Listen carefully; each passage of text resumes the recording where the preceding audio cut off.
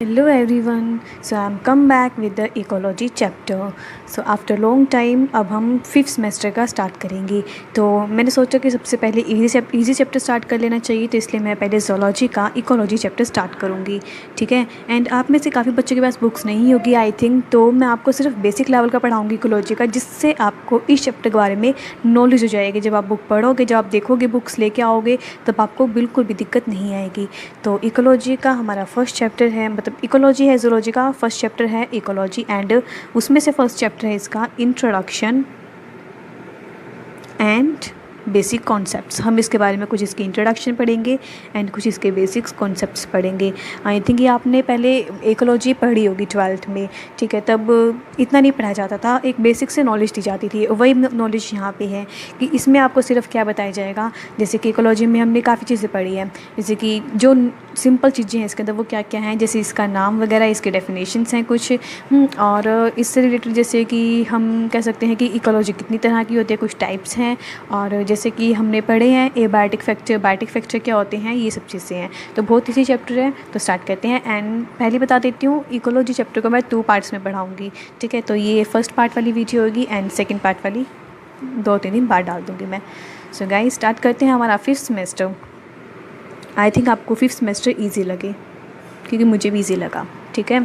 तो हम स्टार्ट करते हैं इकोलॉजी। सबसे पहले इंट्रोडक्शन मतलब टर्म इकोलॉजी है क्या। सबसे पहले तो टर्म इकोलॉजी किसने दी, वो जो टर्म इकोलॉजी है उसको दिया था किसने, राइटर ने। ये नाम हम शुरू से पढ़ते आए हैं, किसने, राइटर ने। टर्म इकोलॉजी किसने दी थी, राइटर ने दी थी। एंड टर्म इकोलॉजी का मतलब क्या है, इकोलॉजी जो है 2 वर्ड से मिलके बना है। First word is oikos and second word is logos, इन दोनों को मिला के बना था इकोलॉजी। इसमें ओइकोस का मतलब क्या है, ओइकोस का मतलब है यहाँ पे हाउस, एंड लोगोस का मतलब है यहाँ पे स्टडी। एंड इससे आप ये नहीं कहोगे कि इससे स्टडी ऑफ हाउस, नहीं, इसका मतलब है जितने भी ऑर्गेनिजम्स है, पूरा एनवायरनमेंट है, उनकी स्टडी, उससे रिलेटेड है यहाँ पे हाउस से, इसका मतलब है, ठीक है। पूरा ऑर्गेनिज्म, पूरा एनवायरनमेंट से रिलेटेड है ओइकोस मतलब हाउस का मतलब, ठीक है। तो इस वजह से इसकी डेफिनेशंस क्या बनती है, it's a study of relationship between organisms, मतलब ऑर्गेनिजम्स में आपस में जो रिलेशनशिप है, एंड विथ एनवायरनमेंट। समझ में आया कि एक और 2 ऑर्गेनिजम्स के बीच में आपस में क्या रिलेशन है, और उसी ऑर्गेनिज्म का एनवायरनमेंट के साथ क्या रिलेशन है, इनके बीच में जो स्टडी हम करी जाती है, तो वो कहलाती है इकोलॉजी। तो कुछ साइंटिस्ट थे, अलग अलग साइंटिस्ट ने अलग अलग इसकी डेफिनेशंस दी थी, तो हम काफ़ी सारी डेफिनेशंस पढ़ेंगे अभी। तो एक और डेफिनेशन पढ़ लेते हैं। एक और डेफिनेशन है स्टडी ऑफ रेसिप्रोकल रिलेशनशिप। सबका मतलब एक ही है, ठीक है, रेसिप्रोकल रिलेशनशिप, इन सभी का मतलब एक ही है कि इट्स स्टडी ऑफ कि 2 ऑर्गेनिजम्स या उसके सारे ऑर्गेनिज्म का एनवायरनमेंट के साथ क्या रिलेशन है, उसकी स्टडी ही कहलाती है क्या, इकोलॉजी। ये कुछ अलग साइंटिस्ट ने दी थी, ये अलग साइंटिस्ट ने दी थी। आई थिंक ये जो डेफिनेशन है वो अर्नस्ट हैकेल ने दी थी, ठीक है। ये जो कुछ थी, और एक चीज़ और बता देते हैं, हम यहाँ पे डेफिनेशन बताने ही लग गए, तो डेफिनेशन ही स्टार्ट कर देते हैं। तो कुछ और साइंटिस्ट थे, तो उन्होंने और डेफिनेशंस निकाली थी इकोलॉजी की, तो कुछ डेफिनेशन लिख देते हैं। 2 डेफिनेशन मैंने पहले लिख दी है, एंड थर्ड डेफिनेशन थी it's a study of structure and function of nature में जो पूरी नेचर की बात कर ली इसने, ठीक है। नेचर का जो स्ट्रक्चर है, उसकी फंक्शन है, उसकी स्टडी करना ही क्या कहलाती है, इकोलॉजी कहलाती है। नेचर बोल सकते हो या फिर पूरा इकोसिस्टम बोल सकते हो, बात एक ही है, ठीक है। एंड जो अगली डेफिनेशन थी, it's a study of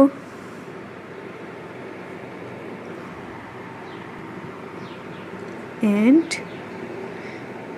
environment. It's a study of interrelationship living organism और एनवायरनमेंट के बीच में जो रिलेशनशिप है, उसकी स्टडी। सबका मतलब एक ही है, बस अपने अपना तरीका है डेफिनेशन देने का। सो एक को डेफिनेशन लिखते हैं, it's a study of distribution and abundance of organism, ठीक है, इन एनवायरनमेंट या फिर कुछ और।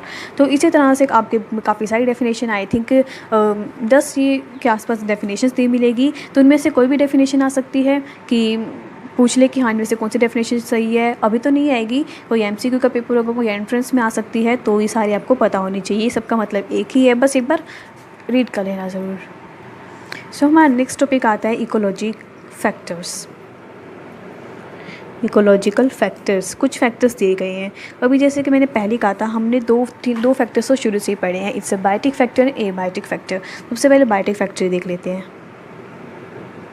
बायोटिक फैक्टर मतलब जिसके अंदर सारे लिविंग ऑर्गेनिज्म आते हैं, सेल, प्लांट्स, एनिमल्स, माइक्रोब्स, जिसमें फंजाई, बैक्टीरिया सब कुछ आ जाता है, ठीक है। एंड सेकंड होता है एबायोटिक फैक्टर। अब एबायोटिक फैक्टर को यहाँ पे ना सीधा नहीं लिखा गया कि डायरेक्ट हम एबायोटिक फैक्टर लिख दें, उसमें कुछ अलग डिविजन्स की गई थी। लाइक मैं बता देती हूँ, जैसे कि हमारे एबायोटिक फैक्टर में क्या आते हैं, जितने भी नॉन लिविंग थिंग्स है वो सारी चीज़ें आ जाती है, लेकिन बचा क्लाइमेट, एल्टीट्यूड, स्लोप, ये कहाँ गए, ये नहीं आए इसके अंदर, तो इसलिए इनके लिए अलग ग्रुप बना दिया गया। इट्स कॉल्ड क्लाइमेटिक फैक्टर्स, जिसके अंदर क्या आता है, पूरा क्लाइमेट, लाइक टेम्परेचर, लाइट और कुछ और, रेनफॉल, स्नोफॉल, कुछ ही सब चीज़ें, ठीक है। एंड थर्ड दिया गया, it's a topographic factor. Topographic factor नाम से पता चल रहा है कि टोपोस्फेयर नाम तो सुना ही होगा आपने, स्फेयर होता है ना, एटमॉस्फेयर का एक पार्ट है, तो इसका मतलब इस आप डायरेक्ट इससे पता कर सकते हो कि टोपोग्राफिक यहाँ पे लिखा गया है, जिसका मतलब यहाँ पे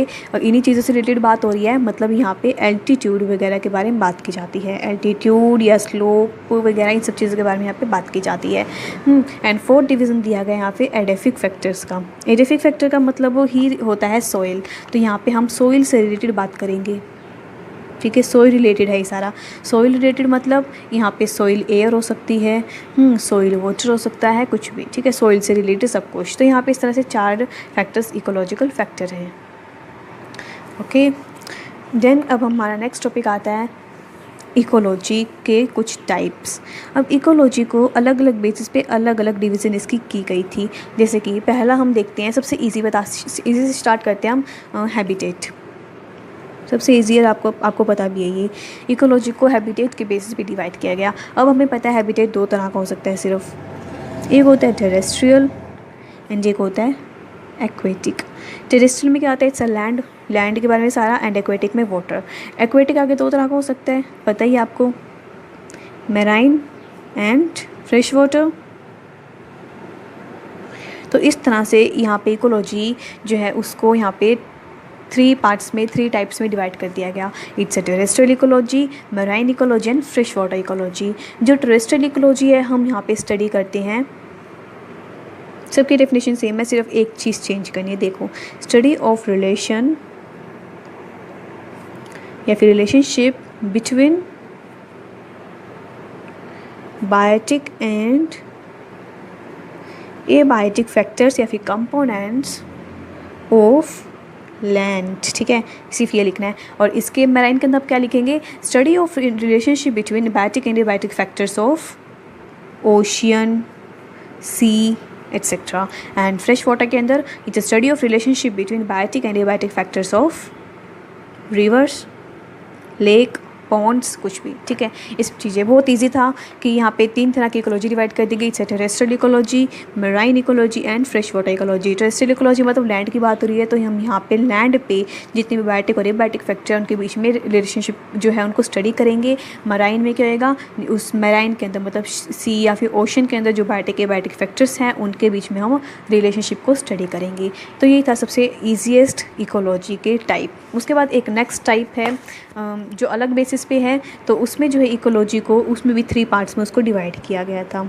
उसको भी हम इसी से पढ़ते हैं, डिवीज़न के थ्रू पढ़ते हैं, इजी रहेगा। पहला आता है ऑटो इकोलॉजी, सेकंड आता है सीन इकोलॉजी एंड थर्ड आता है इकोसिस्टम इकोलॉजी।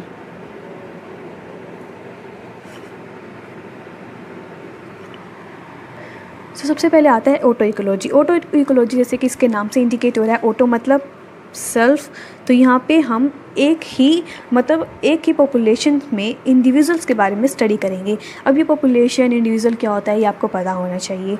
जैसे कि पॉपुलेशन कैसे होता है, मैं यहाँ पे लिख देती हूँ, कोई भी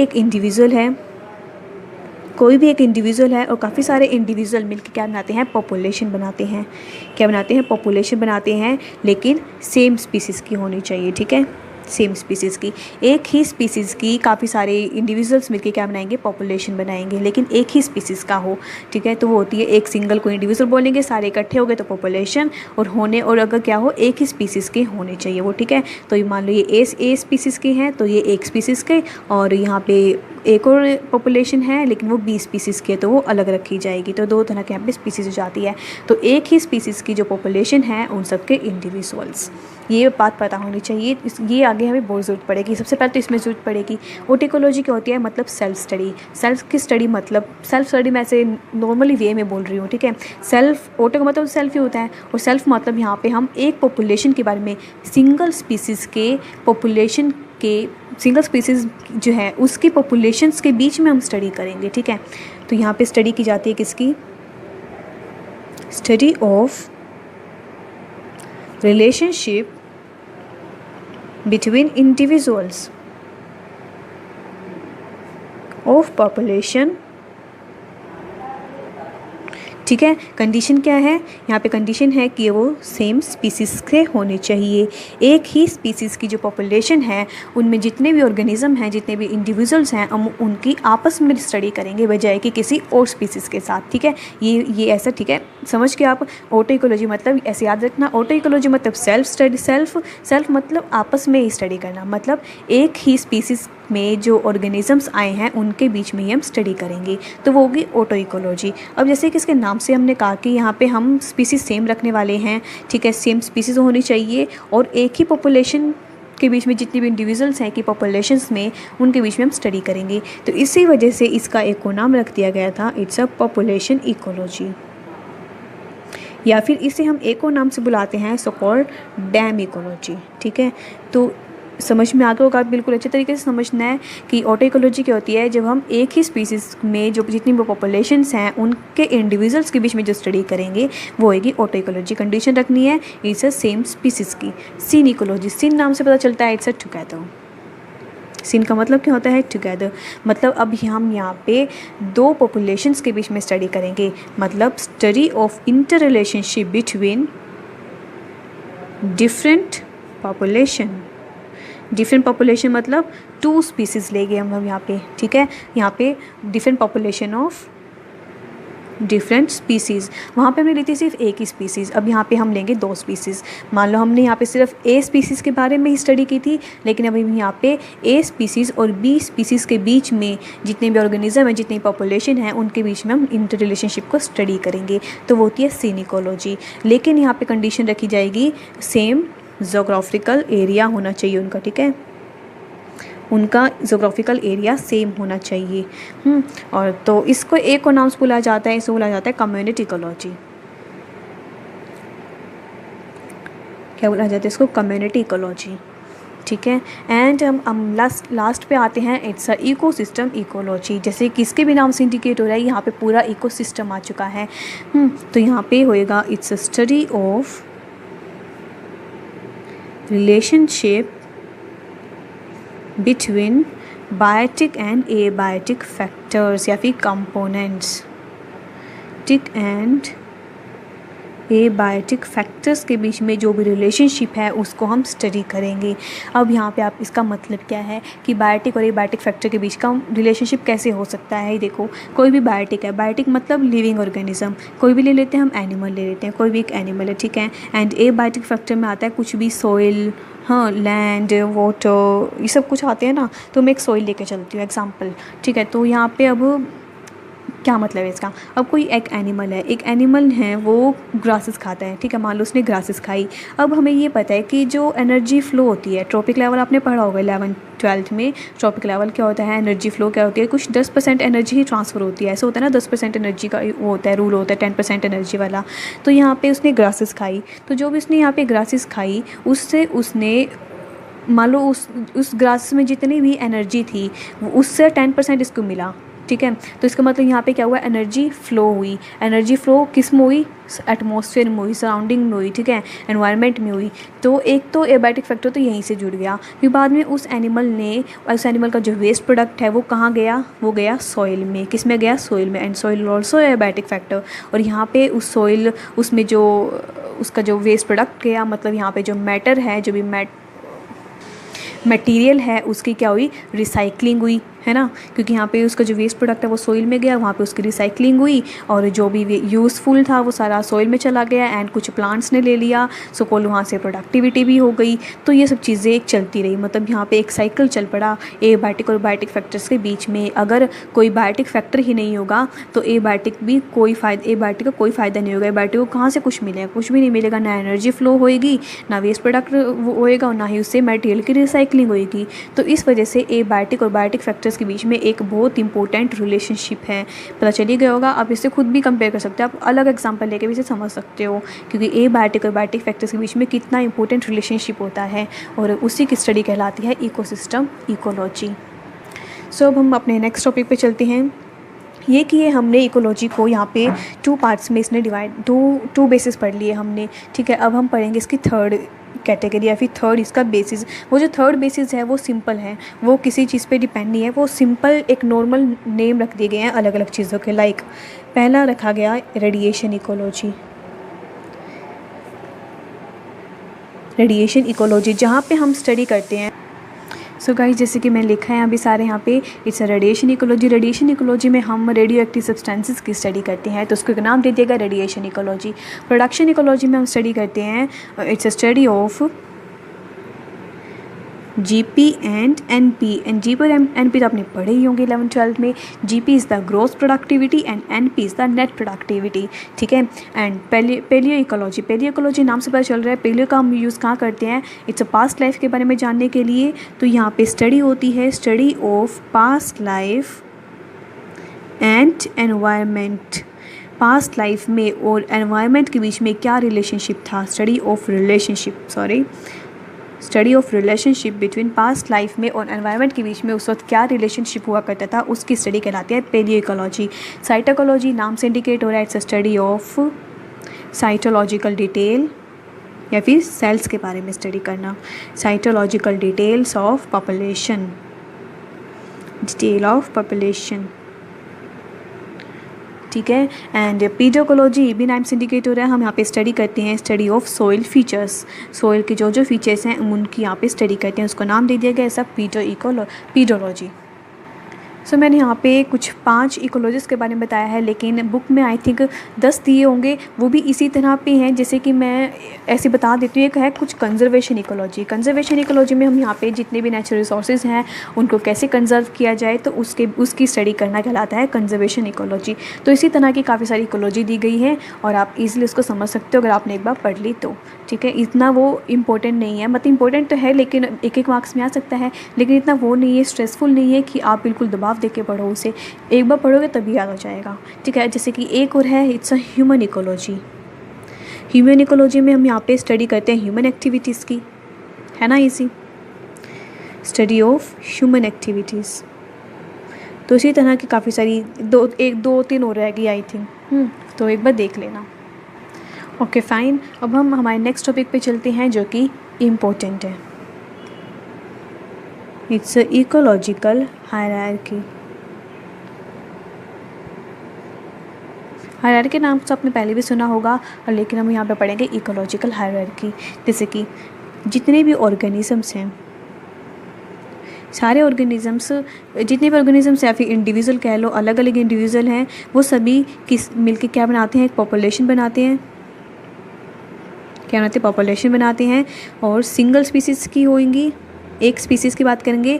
जैसे कि हम यहाँ पे अलग अलग ऑर्गेनिज्म रहते हैं, कोई ए है, कोई बी है, कोई सी है, लेकिन यहाँ पे क्या होगी, पॉपुलेशन। इन सबको इकट्ठे हमने बोल दिया, पॉपुलेशन सारे के सारे इकट्ठे, और वो एक स्पीसीज़ के अलग। यहाँ पे एक स्पीसीज़ की पॉपुलेशन है ए, यहाँ पे 20 स्पीसीज़ की पॉपुलेशन रख दी गई, यहाँ पे 30 स्पीसीज़ की पॉपुलेशन रख दी गई।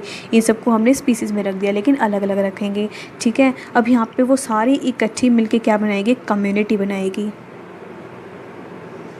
क्या बनाएगी, कम्युनिटी बनाएगी। पूरा कम्युनिटी कहाँ रह रही है, पूरी इकोसिस्टम में रह रही है ना।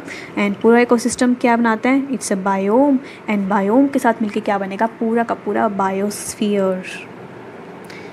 Where an organism live is called biosphere. Biosphere atmosphere का एक ऐसा पार्ट है जहाँ पे लाइफ एक्सिस्ट करती है, it's called biosphere. Sorry atmosphere का पार्ट नहीं है बायोस्फीयर, बायोस्फीयर का अलग ही स्फीयर है। टोटल 4 तरह के स्फीयर होते हैं। मैं ऐसे बता देती हूँ आपको, टोटल 4 तरह के स्फीयर होते हैं। एक होता है एटमॉस्फेयर, एंड एक होता है हाइड्रोस्फीयर, एक होता है लिथोस्फीयर, एंड फोर्थ वन होता है इट्स अ बायोस्फीयर। तो एटमॉस्फेयर होता है जहाँ पे सारी गैसेस प्रेजेंट होती है, हाइड्रोस्फीयर होता है जहाँ पे वाटर प्रेजेंट है, लिथोस्फीयर होता है जो हमारी सॉइल वगैरह है, एंड बायोस्फीयर जहाँ पे हमारी लाइफ एग्जिस्ट करती है। इसके अंदर हमारे लिविंग नॉन लिविंग थिंग्स मतलब एबायोटिक फैक्टर्स सारे आ जाते हैं। जहाँ जहाँ हम लाइफ कर रहे हैं, जिस चीज़ों पे हम डिपेंड कर रहे हैं, वो सारे इसके अंदर आ जाएगा बायोस्फीयर के अंदर। तो ये टोटल हमारा क्या मिलकर क्या बनाता है बायोस्फीयर, एंड क्या बनता है हमारा बायोस्फीयर बनते हैं। ये हमारा काफ़ी इंपॉर्टेंट है इकोलॉजिकल हायरार्की, क्योंकि इसी के बारे में अगर हमें पता है कि किस चीज़ से क्या चीज़ मिलके बनी हुई, क्या मतलब कोऑर्डिनेट करके क्या मिलके आगे बनाता है, तो उसी से आगे हम अच्छे से स्टडी कर पाएंगे। ठीक है, तो वो हमारे नेक्स्ट टॉपिक पे नहीं, इसी का ही इकोलॉजिकल हायरार्की ने कुछ कैरेक्टरिस्टिक्स दी थी, तो हम वो पढ़ते हैं अब। सो पहली जो कैरेक्टरिस्टिक दी थी इसने वो दी थी कि हर लेवल की एक स्पेसिफिक स्ट्रक्चर, एक स्पेसिफिक फंक्शन है। Specific structure and function at each level, her level पे, जो लेवल हमें पीछे पड़ा है ऑर्गेनिज्म का, देन उसके ऊपर मिलके पॉपुलेशन का, उन सब का एक अपना अपना स्पेसिफिक स्ट्रक्चर, स्पेसिफिक फंक्शन है।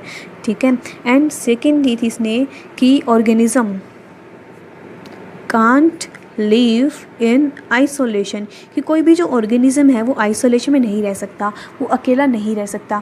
ठीक है, तो ये चीज़ इंपॉर्टेंट है यहाँ पे। इसका मतलब एक लाइन आगे भी आएगी, तब मैं आपको अच्छी तरह डिटेल में बताऊँगी। At each level